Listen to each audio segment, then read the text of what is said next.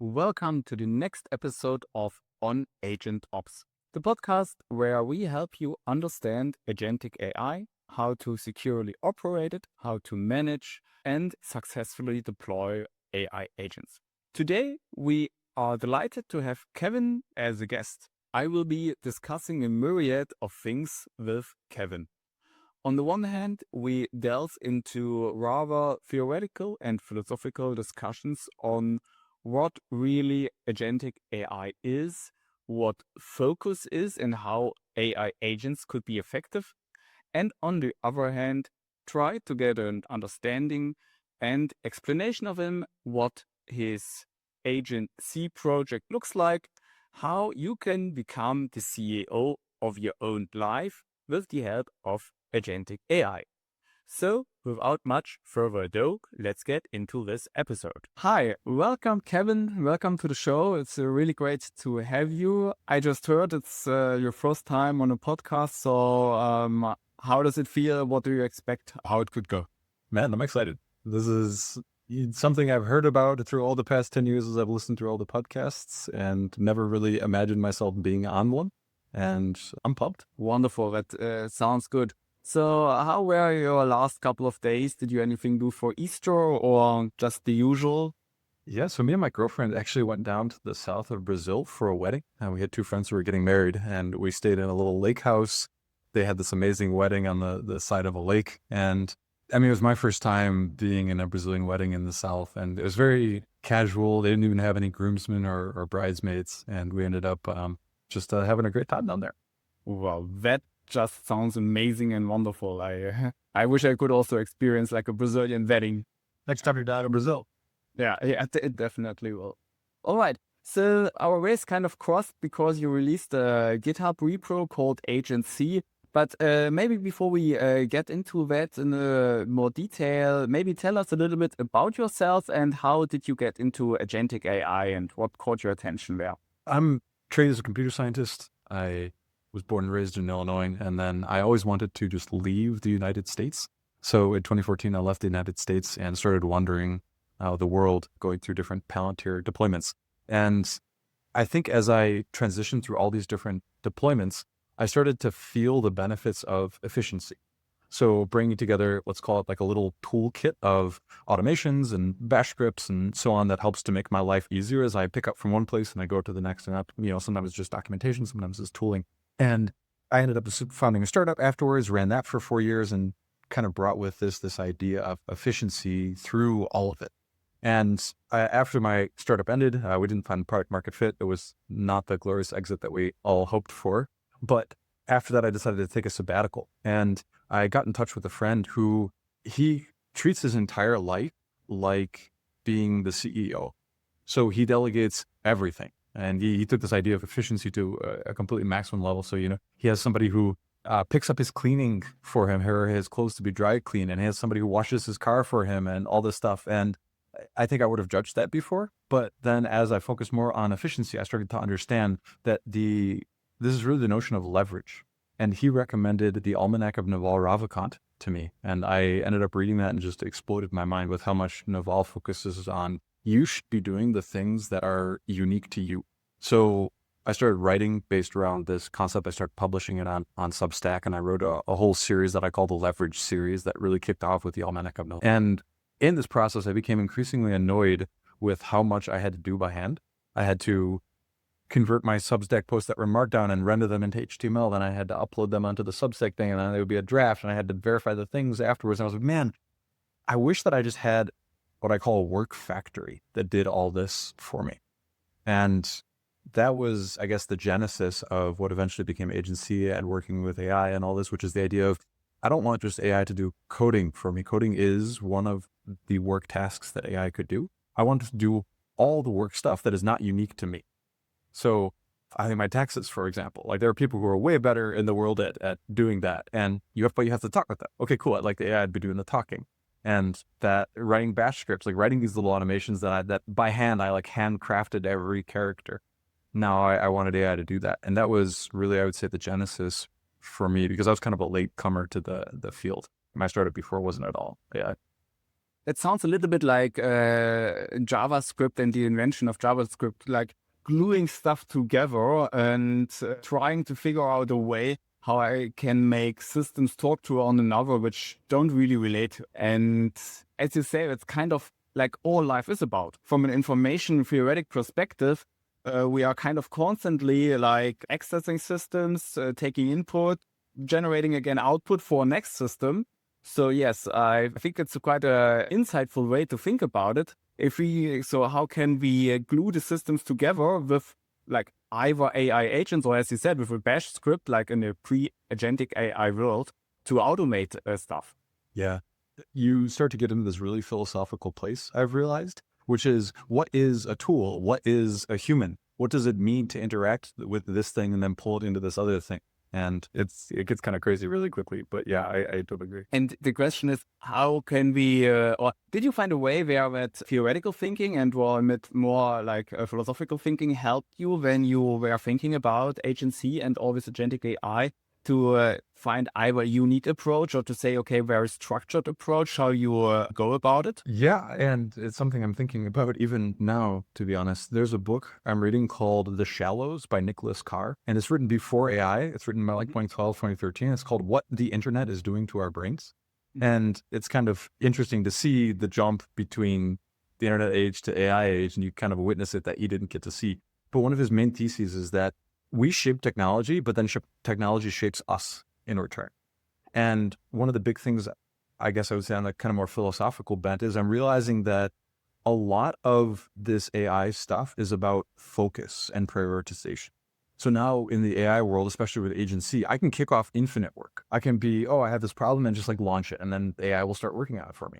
But then you start to have a million different contexts that you're juggling, just like a CEO.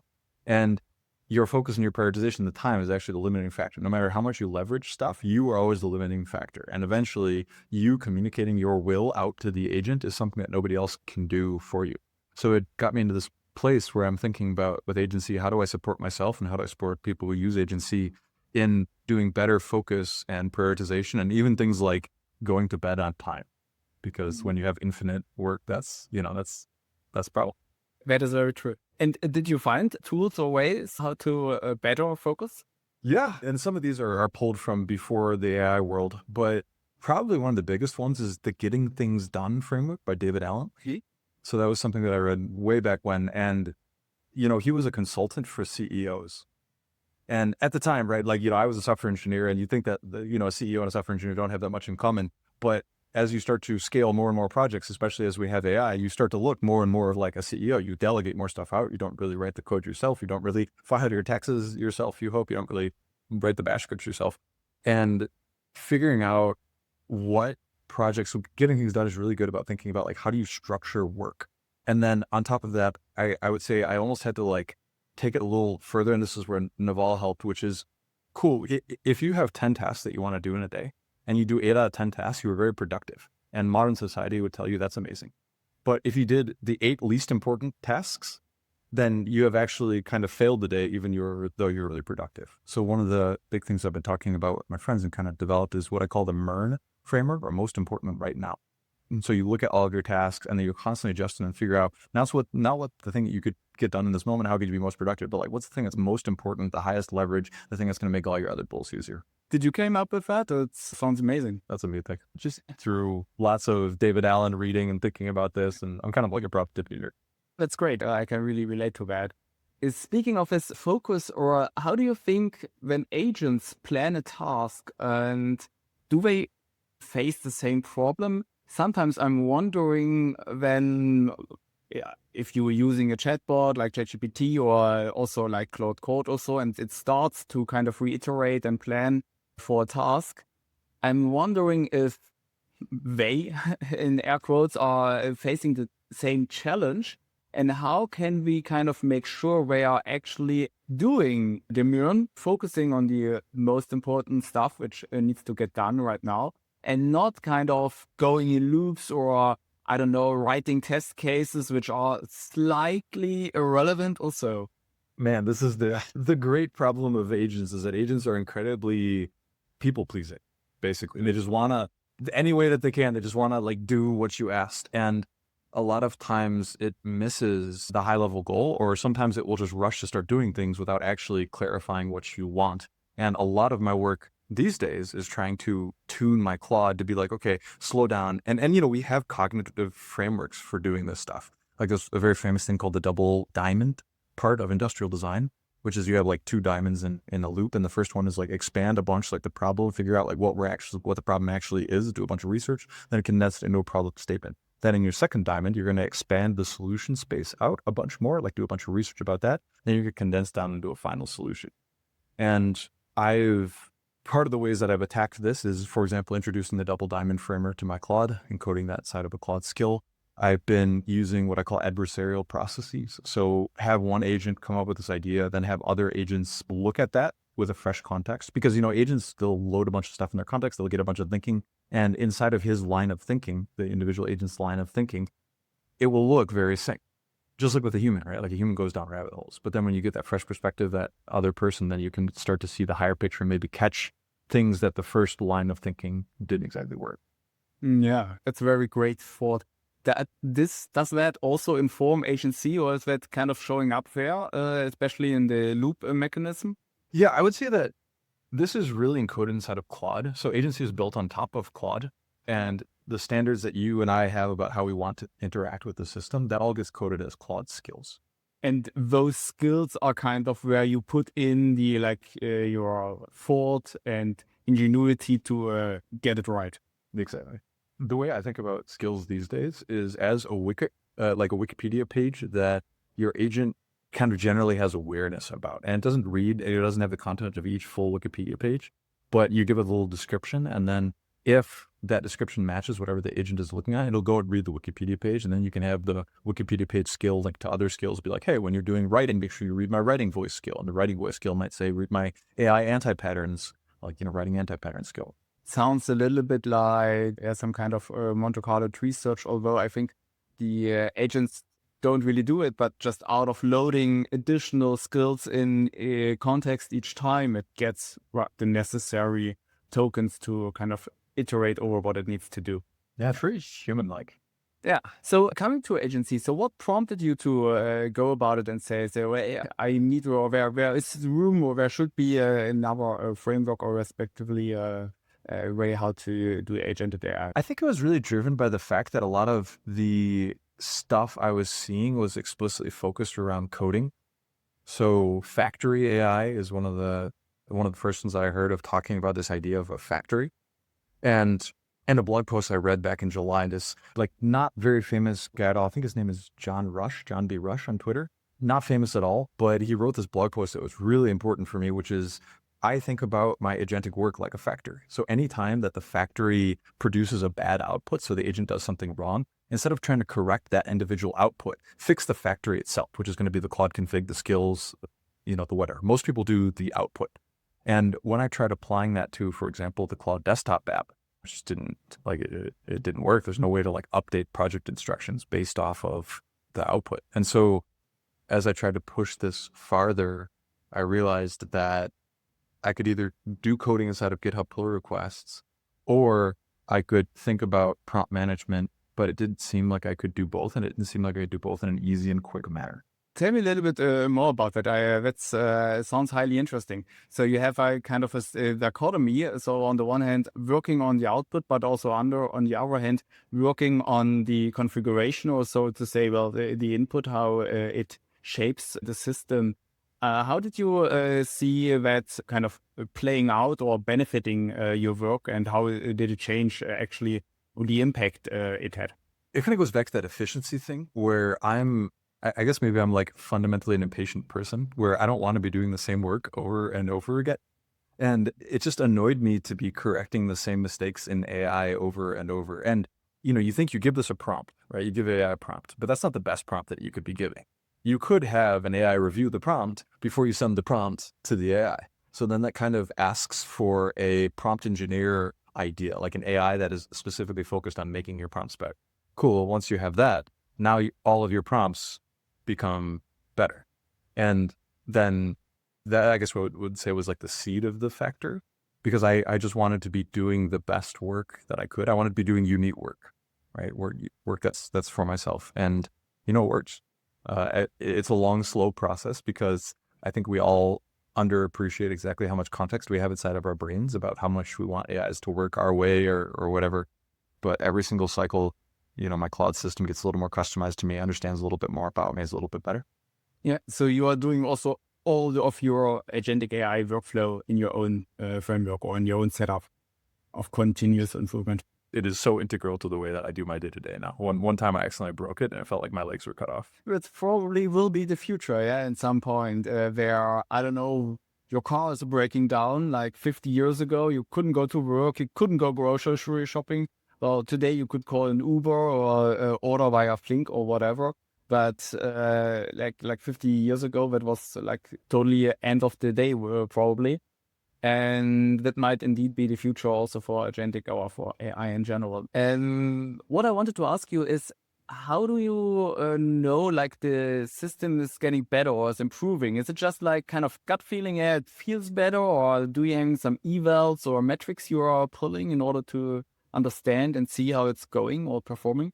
I don't have any evals yet. It was something I was looking into, but because the space of the problem is so large, and I guess I would say that the work that at least I'm doing right now is feels like it's very one day I'll be loading my gym routine into my gym app, and another day I'll be processing my Todoist inbox, and another day I'll be doing heavy coding on AgenC. I made the trade-off that it wasn't worth investing the time in evals now, and I'm just using my subjective feeling based off of, how many times do I have to correct the thing? Like, do I feel a little annoyed in the conversation where I'm like, oh, wait, no, that's not quite how that went? Or does it feel like things are flowing smoothly? And how do you decide or how do you distribute the resources and compute resources? I can imagine that if you send agents into infinite loops, they could bloom up and mushroom into thousands of sessions and just spend, I don't know, a great amount of work on just ordering pizza or so, instead of maybe your more difficult coding workflow, which might really need more compute and more resources. How is that allocated? Is that just coming kind of via Claude out of the box that the agent stops because because it knows when it is kind of done or when it needs to use more resources? Did you kind of have an observation on how that is working? I wish I had a perfect answer here. So one of the gates that I use is when an agency, each session that you're having is called a mission. So you're trying to do something, you spin up a mission inside of agency, and missions can spawn other missions. Each mission is scoped to a repo. So when Claude wants to work inside of its own repo, it has sub-agents, and these sub-agents, it's usually pretty good at deciding when to use sub-agents and when not inside of the repo. And then I make it a manual task to spawn up a new mission, just partly because of security concerns as well. I don't really want to have an arbitrary Claude decide that it can launch a mission to any repo on my machine. But man, I'm still honestly working on this. Claude sometimes gets it really right, and sometimes I'm just like, no, don't do that. That's dumb. One time it spun out, I think 10 missions or 10 sub agents at once, and just all of them are wrong. I had to press escape furiously to stop them off.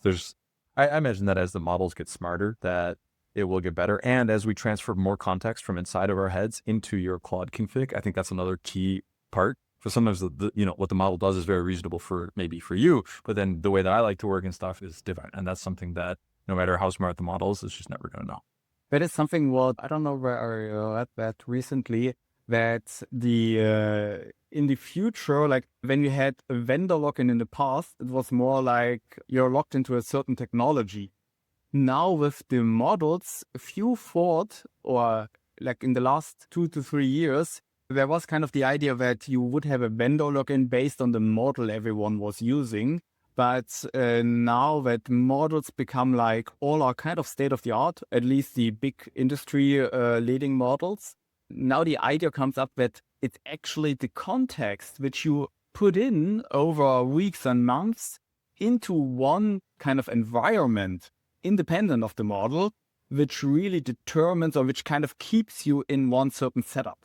As far as I can tell, so I personally just use Claude just because agency is built around all the Claude infrastructure. Maybe one day I'll expand it out to Codex and Gemini. But from the people who drive multiple different frontier models, it seems to be that each one has different strengths and weaknesses. So Gemini seems to be particularly good at complex reasoning, and Codex seems to be better at planning. And what the people who are, I guess I would say, like at the very frontier of this stuff are doing is they're building agent-independent context systems. So there's one guy who has, I don't remember exactly how many it is, but he burns $14,000 per month in Claude Max subscriptions. So he has just an absurd number of Claude Max subscriptions. He's like a finance guy. His name is Jeffrey Emanuel.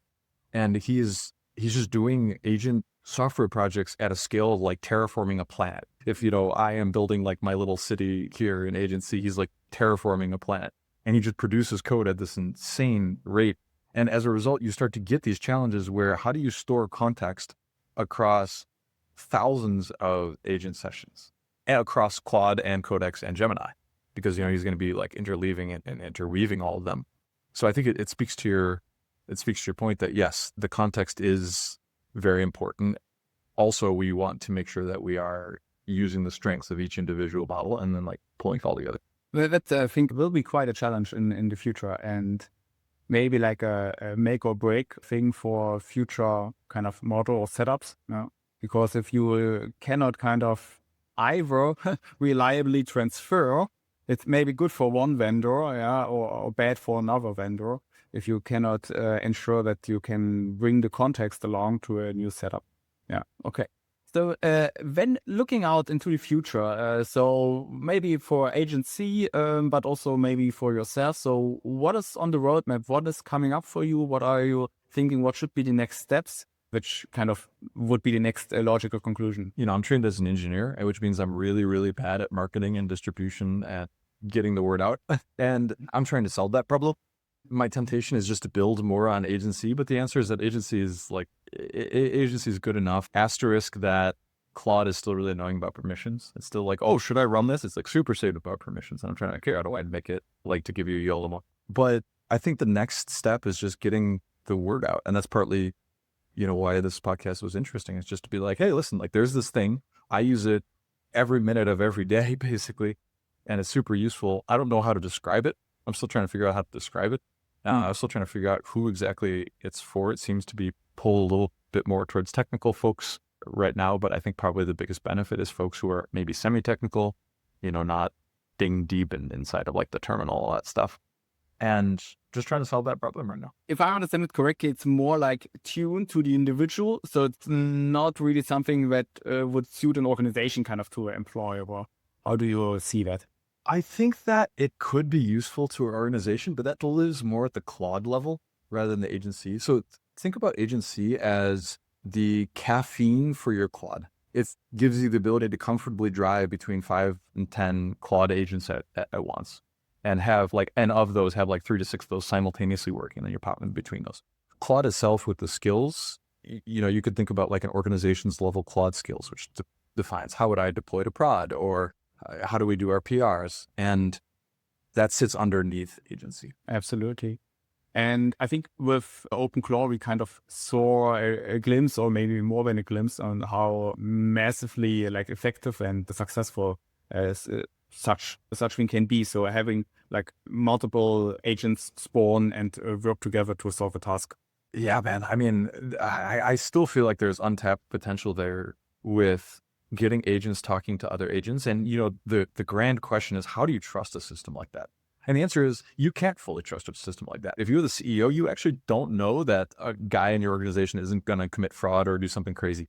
And you just have to learn to be okay with that level of risk, accepting that, yeah, cool, we put the controls on that we can't, but accepting that there is always that risk and the benefit outweighs the downside. But I think that at least when I've talked with folks just about this idea of being a CEO powered by an agent organization, it's definitely a scary thing. None of us are used to delegating out at that level.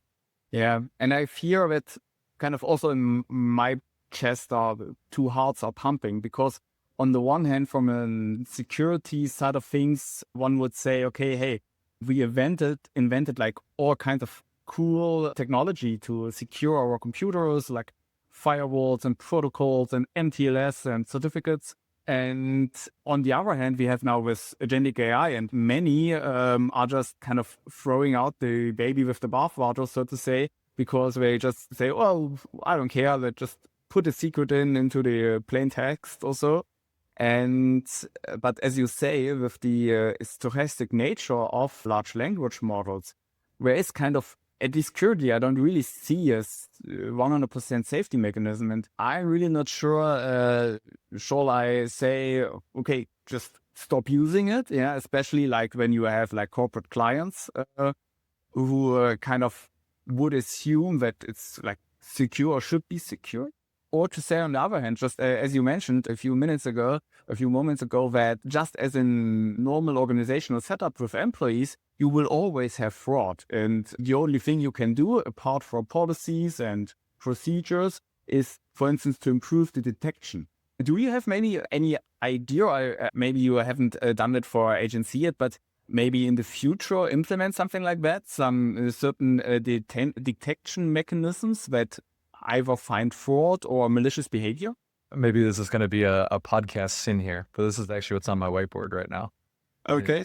You can see there's that, this is audio only, permissioning DB up at the top, and that kind of powers all the other stuff that you got. You get the knowledge base over here, you got repos and all that stuff. You know, like we have this idea inside of human organizations that maps pretty well, which is, you know, you give humans permissions. Like each person has a user, you know, this guy has permission to do this, this, and this. And it's not perfect because sometimes a guy can go rogue and then he decides that he's angry at the world and then he deletes your production data. So, yes. But again, we have that audit trail. The idea is to have the audit trail so you can see everything in that data. And with agents, it's really easy because you have all your session logs. So the way you do this, at least in my conceptualization, I don't have this in agency, but the way to do this is you have an auditor agent that is constantly scanning over this, especially as you let go of the controls a little bit more. To be like, okay, cool. Did we do anything insane? Do we need to tune the Claude config? Because, you know, agents, they don't like intentionally do insane stuff unless they're prompt injected. So maybe you just need to like tune your Claude config and be like, okay, cool. Like we need to add a guard so that pushing to the prod DB requires an extra agent to verify before we push up a prod DB, for example. That sounds really smart. So we just add multiple instances of various agents at various steps in the pipeline or in the productive system to look at certain events or spot certain patterns. So that can definitely already help with. But circling back to the permissions, how would you kind of organize the permissions? Because there are kind of two competing patterns. If you, for instance, look at an organization, you can on the one hand say individuals like humans have permissions, and agents or agentic AI inherits those permissions and say, okay, when John, I don't know, filling some report or so, and now the agent shall do it on his or her behalf, it kind of inherits his or her permissions. Or on the other hand, you kind of turn the thing around and say the permissions are kind of on a kind of resource level, be it documents or compute resources, and they require certain permissions to access or utilize them. And whenever an agent wants to access those, it needs to kind of request the permission from the owner of the respective resource. How do you think about it? Do you have like an intuition with what you would go, or do you also see that as competing schemas? How would you go about that? I think there's a little bit of a resolution here in that the permission itself is usually some sort of verb on top of a resource. So I can read a document, or I can write a document, or I have admin permissions over a document. So those are kind of the base level primitives, I guess you'd say, of the permissioning system. And we have a bunch of prior art about this. Like Google has a very extensive open source permissioning system, and you know, there's various different competing permission philosophies. And so the question becomes, how does an agent get its hands on permissions? So you mentioned that you could have an agent just inherit all of the humans' permissions, but that could be right. And at some level, you do have to have that. You probably have to have some agent who has all the permissions, but then that agent's job is not to do any actual work. It's to decide who gets the permissions. So imagine about it like a hierarchy. If you're the CEO of our company and I'm 4 levels deep beneath you, and I need to access a GitHub repository or something like that, you as a CEO should have the ability to access it if you wanted to. Doesn't make sense, so you probably don't, but you could. And I do not have the ability to read the financial reports, and I shouldn't have the ability to read the financial reports. So we have this unilateral of the people who are on top can read everything that the people down below are doing, but not vice versa. So you have a pretty strict hierarchy. And in human organizations, hierarchies are really slow to navigate, but agents can do this a lot faster than human, right? Like we don't need to wait on some guy to wake up at 1 a.m. in order to give us permissions. So the way I've been thinking about this is I, as the CEO, have my, let's call it like my chief of staff agent who sits at the top of the organization of all the other agents. And then agents can make permission requests up the chain based off of what they need at that given moment. And then going down the chain can be, okay, you have permissions to do this for this one request. You have this permissions to do this for this one session. Or maybe we give these sub-agents infinite permissions based off of what we think they are. And the benefit of rather than just doing full inheritance for every agent is that now you limit the blast radius if an agent, because an agent inevitably will do something dumb. Maybe not out of malice, but will do something dumb. And you want to limit the blast radius just like a real CEO. Yeah, absolutely. That's a really great concept to think about it, to have this hybrid approach. Yeah, like pretty much like in a human organization with the master permissioning agent to distribute permissions on a need-to-know basis. In security practice, you have this kind of zero standing privilege concept where each individual or system has basically no access for at any given moment unless he or she needs the access for a specific task. Yeah. Yeah, I hadn't heard of that zero standing privilege, but it makes total sense. That sounds great. And it's great that you are working on that, because that's also something which really kind of maybe doesn't keep me up at night, but which I also think a lot about, because that will kind of be something that will, how to put it, make or break agentic AI first in the corporate world, but also more in general. Because as you just rightfully mentioned, if an agent screws up in the future, it will maybe potentially be really drastic and traumatic, because we will put more and more of our day-to-day life and also of the resources and requirements and everything what we kind of want to achieve into agents. And I don't know, if they call an Uber and drive my cat to the dentist or whatever, and it's something I don't want to do or have, and when I have a bill of, I don't know, a couple of $1,000 for some procedure on my cat, which I didn't want to have, I really need to make sure that the permissions are working in a way that it's not overstepping, at least not too far, and not in a gigantic way what an agent should be able to do. Yeah, I think we as humans, let's call it the lay people, the people who haven't been CEOs before, have some adjustments to do, which is being okay when that mess up happens and putting the right guardrails in place. And I think the right platform, be it agency or whatever, is going to allow you to make it easy to put those guardrails in place. But you imagine that, for example, a CEO gives budgets to departments and they can't spend more than that budget. So if this department goes crazy, okay, cool, maybe they burnt their budget, but they can't spend more than that. Yeah. And I think we're going to see all that for individual humans now. Yeah, I think was compartmentalization, I hope I pronounced it correctly, is exactly, I think, one stepping stone in how to ensuring that agents are doing what we're supposed to do and not do something totally differently. Yeah. All right. Wonderful. Very insightful. Stepping maybe a little bit out and looking at the broader picture now with Claude Code on the one hand, but also the desktop app now coming, trying to replicating what OpenClaw is doing. Where do you think is the industry moving? Are we kind of still in this paradigm that like we have a model and it's kind of it's GPT-5, I don't know, GPT-6, and it's kind of in this one-off mode delivering a question answer?